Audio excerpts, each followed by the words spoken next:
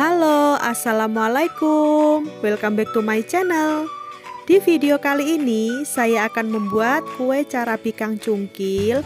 Cuma 4 bahan saja dan tips supaya kue carabi kangnya dapat bersarang dengan sempurna. Bagi kalian yang penasaran, yuk langsung saja tonton video ini sampai selesai.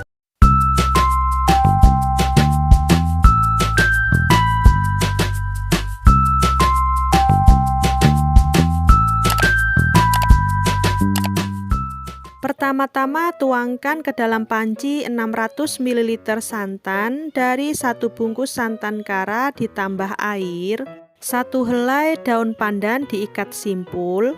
Kemudian akan kita masak menggunakan api sedang sampai santannya mendidih. Setelah santannya mendidih, kemudian buang daun pandannya dan matikan api. Kemudian di wadah lain masukkan 200 gram tepung beras, 100 gram tepung terigu serbaguna, 200 gram gula pasir.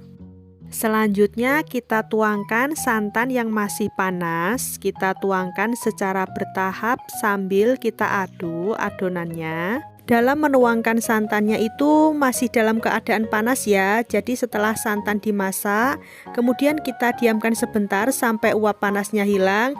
Setelah itu bisa langsung kita tuangkan ke adonan tepung. Dalam menuangkan santannya pun harus secara bertahap ya, jangan sekaligus.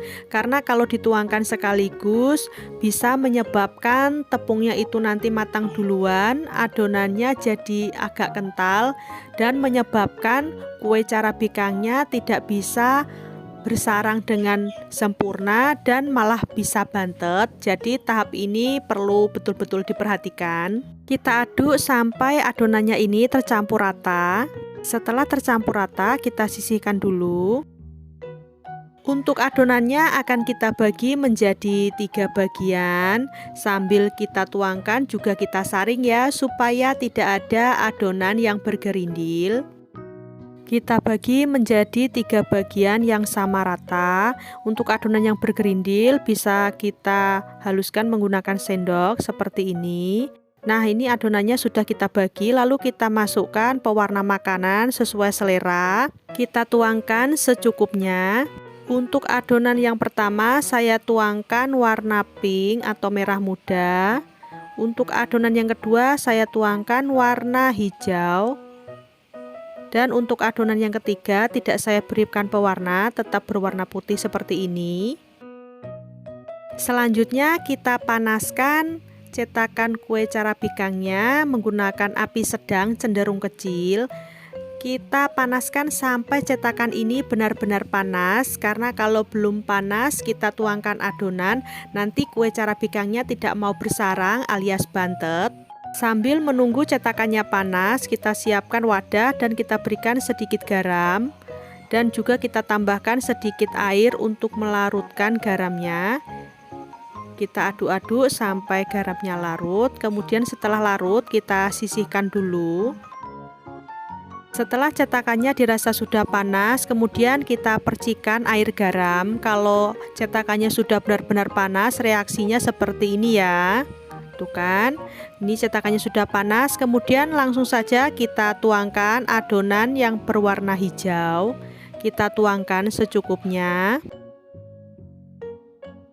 Lanjut kita tuangkan adonan yang berwarna putih. Ini memasaknya masih menggunakan api sedang cenderung kecil ya. Selanjutnya kita tuangkan adonan yang berwarna pink. Dalam menuangkan adonannya jangan terlalu penuh ya dari cetakan, karena nanti bisa luber dan hasilnya kurang bagus. Dalam memasaknya masih menggunakan api sedang cenderung kecil. Kita tunggu sampai sarangnya itu agak banyak. Karena kalau kue carabi kangnya belum bersarang sempurna lalu kita kecilkan api, yang ada nanti malah tidak mau bersarang ya atau bantet. Nah, kalau sudah bersarang banyak seperti ini, kemudian bisa kita kecilkan api supaya matangnya lebih merata dan bagian bawahnya tidak gosong. Dan ini kelihatannya sudah matang merata, sudah langsung bisa kita keluarkan dari cetakan dengan cara kita cungkil seperti ini.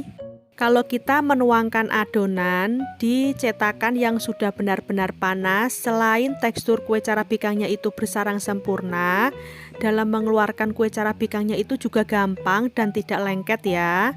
Bisa kita lihat di sini kue cara bikangnya bisa kita keluarkan dengan mudah dan tidak lengket. Dari satu resep ini bisa menghasilkan 13 buah kue cara bikang. Nah, ini dia kue cara bikangnya yang sudah jadi, hasilnya sangat cantik dan bersarang sempurna ya. Sekarang kita lihat untuk tekstur dan juga rasanya. Kalau dari segi penampilan, kue cara bikangnya ini menurut saya agak sedikit pucat ya. Kalau kalian membuatnya bisa ditambahkan sedikit lagi pewarna makanan agar warnanya lebih cerah. Dan untuk bagian bawah kuenya pun juga tidak gosong ya. Pokoknya ini matangnya merata. Sekarang kita lihat tekstur dalam kue cara bikangnya, dan ini dia sarangnya itu sangat cantik ya sampai ke dalam. Sekarang akan saya coba untuk rasanya, dan rasanya ini manisnya sudah pas dan juga teksturnya itu tetap empuk walaupun sudah dingin. Pokoknya enak banget.